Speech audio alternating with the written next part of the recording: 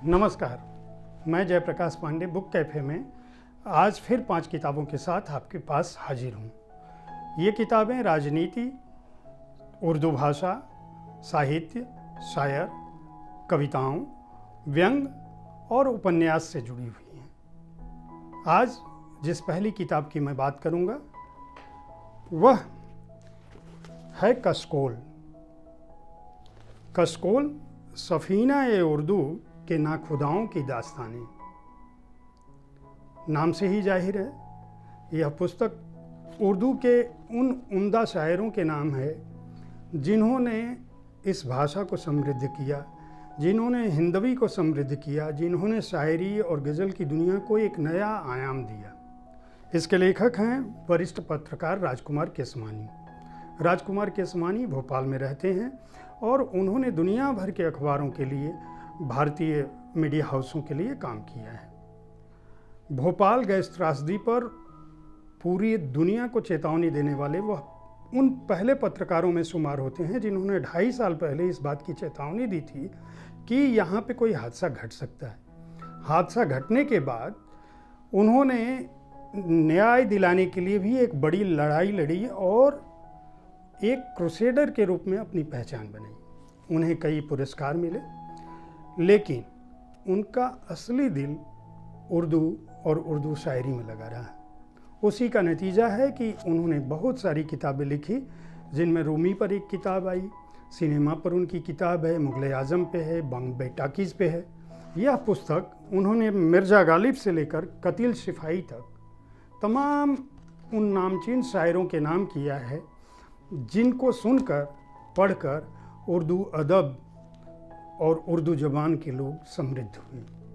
उर्दू के बारे में यह कहा जाता है कि उर्दू तहजीब का चश्मा है। वह एक ऐसी भाषा है जिसमें एक अलग तरह की मिठास है। हुई मुद्दत की गालिब मर गया, पर याद आता है वो हर एक बात में कहना कि यूँ होता तो क्या होता। केसवानी ने इस पुस्तक में शीर्षक भी उसी तरह से रखा है। इस पुस्तक में जब आप अलग अलग शायरों की जीवनियाँ पढ़ते हैं तो आप उनके दौर में हो जाते हैं। किस्सा गोई के अंदाज में उन्होंने इस पुस्तक में मिर्ज़ा गालिब को जहाँ तेरा नक्शे कदम देखते हैं, मुंशी नवल किशोर पर एक अजीम शान किरदार, आगा हसरत कश्मीरी पर हिंदुस्तानी शेक्सपियर, पंडित रत्नाथ सरसार को कलंदर कलमकार, मिर्ज़ा हादी रस्वा को पहचान उमराव जान, इस तरह के शीर्षकों में बांटा है। इस पुस्तक में इब्ने सफ़ी भी हैं और उनकी जासूसी दुनिया के किरदार भी। उन्होंने किताबें कैसे लिखी, फ़िक्र तौसवी हैं, फिराक साहब हैं, मजाज हैं, और कतिल शिफाई को उन्होंने लिखा है कि झूठ के बाजार में सच की आवाज़। जो लोग उर्दू, हिंदी, उर्दू शायरी, गज़ल और गज़ल की दुनिया की नामचीन सितारों और शहंशाहों के बारे में जानना चाहते हैं, उनके लिए यह पुस्तक बहुत ही उपयोगी है। इसे मंजुल पब्लिकेशन ने प्रकाशित किया है और 350 रुपये की यह पुस्तक अपने आप में कुल 294 पन्नों को समेटे हुए है। आज की हमारी दूसरी पुस्तक विनय सतापति की जुगलबंदी है। जुगलबंदी लाल कृष्ण आडवाणी और अटल बिहारी वाजपेयी की दोस्ती पर लिखी गई पुस्तक है। इन दोनों की दोस्ती और जुगलबंदी का अर्थ होता है जहां दो लोग जुड़े हों और एक सुर में बात कर रहे हों। खास बात यह कि यह पुस्तक दोनों की जुगलबंदी से ज़्यादा उनके विरोध, उनके बहाने भारतीय जनता पार्टी की यात्रा, उनके बहाने भारतीय जनता पार्टी का इतिहास, हिंदुत्व, हिंदूवादी राष्ट्रवाद की बातें भी करती है। इसके अलावा यह पुस्तक आज की सबसे ताकतवर जोड़ी प्रधानमंत्री नरेंद्र मोदी और गृह मंत्री अमित शाह की जोड़ी का भी जायजा लेती है। यह पुस्तक पहले अंग्रेजी में लिखी गई और बाद में इसका अनुवाद हुआ। इसकी अनुवादक नीलम भट्ट और सुबोध मिश्र हैं। विनय सीतापति एक जाने माने राजनीति विज्ञानी हैं, अशोका यूनिवर्सिटी में पढ़ाते हैं। उन्होंने वकालत भी की है, पत्रकार भी रहे हैं। प्रिंसटन यूनिवर्सिटी से उन्होंने पीएचडी की है। और इस पुस्तक में इतनी तेज़ी से घटनाएं बदलती हैं और इतनी तेज़ी से कथानक इतना गहरा है कि राजनीति विज्ञान में रुचि रखने वालों के लिए यह पुस्तक एक उपयोगी ग्रंथ की तरह साबित हो सकती है। इसे संदर्भ ग्रंथ की तरह भी इस्तेमाल किया जा सकता है। इस पुस्तक के बारे में तमाम बड़े लोगों ने बहुत सारी राय दी है और विनय सीतापति ने बहुत करीने से इस बात को कहा है कि भाजपा जो पहले थी, जनसंघ जो पहले था, राष्ट्रीय स्वयंसेवक संघ जो पहले था, वीर सावरकर से लेकर गुरुजी गोलवलकर तक, और बाद के दिनों में आडवाणी और अटल जी का व्यवहार कैसा था, उनकी दोस्ती कैसी थी, और आज की जो दोस्ती है, आज का जो ताना बाना है और भाजपा की जो आक्रामक रणनीति है वह किस रूप में परिवर्तित हुई, उसने भारतीय जनमानस को किस रूप में प्रभावित किया, और कैसे एक पार्टी जो महात्मा गांधी की हत्या के बाद जिसे एक तरह से जनता के बीच जिसका विश्वास उठ गया था, जिस संगठन का, उस संगठन ने कैसे अपने को समेटा, कैसे अपनी छवि बटोरी और आज उस संगठन के प्रचारक इस देश के नायक के तौर पर स्थापित हैं। इस पुस्तक का मूल्य 350 रुपये है और इसे पेंगुइन इंडिया के लिए हिंद पॉकेट बुक्स ने प्रकाशित किया है। इस पुस्तक की पृष्ठ संख्या 378 है। आज की हमारी तीसरी पुस्तक वाया फुर्सतगंज। इसके लेखक बालेंदु द्विवेदी हैं। बालेंदु द्विवेदी उत्तर प्रदेश में प्रशासनिक अफसर हैं और जैसा कि इसके नाम से जाहिर है और इसके कवर को देखने से आपको अंदाज़ा हो सकता है, यह पुस्तक व्यंग्य शैली में लिखा गया उपन्यास है। फुर्सतगंज एक गांव है। बालेंदु की पढ़ाई लिखाई इलाहाबाद में हुई है। इसकी पृष्ठभूमि भी इलाहाबाद है। इलाहाबाद के बहाने उन्होंने आज की राजनीति, आज की प्रशासनिक व्यवस्था, आज का ये धर्म, आज की जनता, आज के ठेकेदार, सबका जायजा लिया है और सबको एक उधेड़ा है। फुर्सतगंज कस्बे में एक महंत जो मुस्लिम है, उसके इकलौते बेटे की हत्या हो जाती है, उसकी बकरी भी साथ में कुएं में गिर जाती है। उसके बाद मीडिया में किस तरह से वो मामला तूल पकड़ता है और उस तूल पकड़ने में राजनीति मुख्यमंत्री के स्तर पर चली जाती है, चुनाव लड़ता है और व्यवस्था बदली जाती है।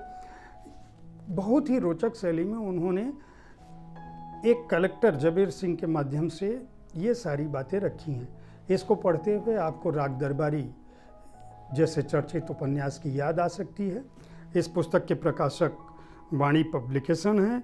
इसके पेपर बैक संस्करण का मूल्य 325 रुपये है और पृष्ठ संख्या 280 है।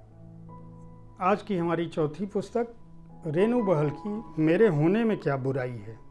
यह थर्ड जेंडर पर लिखा हुआ उपन्यास है और रेणु बहल इस उपन्यास के माध्यम से यह स्थापित करने की कोशिश करती हैं कि इस पूरी सृष्टि में जब हम ईश्वर की हर व्यवस्था को, हर क्रिएशन को अच्छा मानते हैं, तो थर्ड जेंडर भी उन्हीं के द्वारा पैदा किए गए लोग हैं। समाज उन्हें स्वीकार क्यों नहीं करता, उनकी अनदेखी क्यों करता है, उन्हें उनका परिवार क्यों दुत्कार देता है। एक उपन्यास की शैली में लिखी गई यह रोचक पुस्तक है। खास बात यह कि चर्चित उपन्यासकार, कथाकार, हमारे दौर की साहित्य अकादमी पुरस्कार विजेता चित्रा मुदगल जी ने भी इसी विषय पर एक उपन्यास लिखा था और 2018 में उस उपन्यास को भी साहित्य अकादमी पुरस्कार मिला था। वह उपन्यास पोस्ट बॉक्स नंबर 304 नाला सुपारा।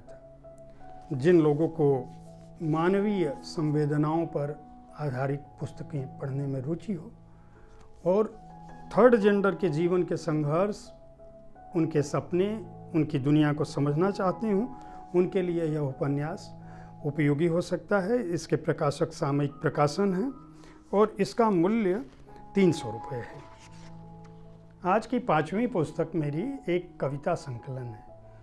जब हमने बुक कैफ़े की शुरुआत की तो कवियों की यह शिकायत थी कि उनकी कविता संकलनों को हम अपने यहाँ जगह नहीं देते, इसलिए हमारा पिछला एपिसोड सिर्फ कविता के नाम था और हमारी कोशिश होगी कि आने वाले समय में बुक कैफे में हम आपको हर एपिसोड में कम से कम एक कविता संकलन की बात जरूर करें और आपके लिए कोई ना कोई कविता संकलन लेकर आएं। न तो मैं कुछ कह रहा था, रुस्तम का यह कविता संकलन है। इसमें कुल 104 कविताएं हैं। रुस्तम जाने माने समाजसेवी, पत्रकार, स्तंभकार रहे हैं। उन्होंने दुनिया भर में अपने शोध प्रबंध लिखे हैं, कविताएं भी लिखी हैं। उनकी कविता की 5 पुस्तकें प्रकाशित हो चुकी हैं, जिनकी दुनिया भर में जिनका अनुवाद छप चुका है। यह पुस्तक उन्होंने प्रकृति के नाम किया है और इस पुस्तक में जहाँ से भी आप उठाएंगे आपको प्रकृति से संबंधित या प्रकृति का जो दोहन मनुष्य ने किया है या धरती को बचाने के लिए क्या उपक्रम किया जाए उनका उल्लेख मिल जाएगा। जैसे मैं एक कविता पढ़ रहा हूँ, इसमें लिखा है अंतिम मनुष्य। इस कविता का शीर्षक है तुम अकेले ही मरोगे, तुम्हारे चहुओर मरु होगा, सूर्य बरसेगा, तुम मरीचिकाएं देखोगे, उनके पीछे दौड़ोगे, भटकोगे, पानी की एक बूंद के लिए भी तरसोगे। ओह वह भयावह होगा। एक मामूली जीव की तरह मृत्यु से पहले असहाय तुम तड़पोगे। इतिहास में सारे मनुष्यों के सभी कुकृत्यों का जुर्माना भरोगे, तुम अकेले ही मरोगे। जिनको भी अच्छी कविताएं पढ़ने में रुचि हो वे इस पुस्तक को खरीद सकते हैं। इसके प्रकाशक सूर्य प्रकाशन मंदिर बीकानेर हैं और इस पुस्तक का मूल्य 200 रुपये है। खास बात यह कि इसका ब्लर्ब चर्चित कवयित्री लेखिका अनुवादक तेजी ग्रोवर ने लिखा है। उम्मीद है बुक कैफे का हमारा यह एपिसोड आपको पसंद आया होगा। आपकी प्रतिक्रिया का हमें बेसब्री से इंतज़ार रहता है। हर हफ्ते हम आपके लिए ऐसी ही पुस्तकों के साथ उपस्थित होते हैं, इसलिए हम चाहेंगे कि आप अपने सुझावों से हमको अवगत करें। अगर आप प्रकाशक हैं तो आपकी पुस्तकों का स्वागत है। अगर आप पाठक हैं तो आप हमें बता सकते हैं, सुझा सकते हैं कि इस एपिसोड में किस तरह की पुस्तकों पर बात की जाए। धन्यवाद।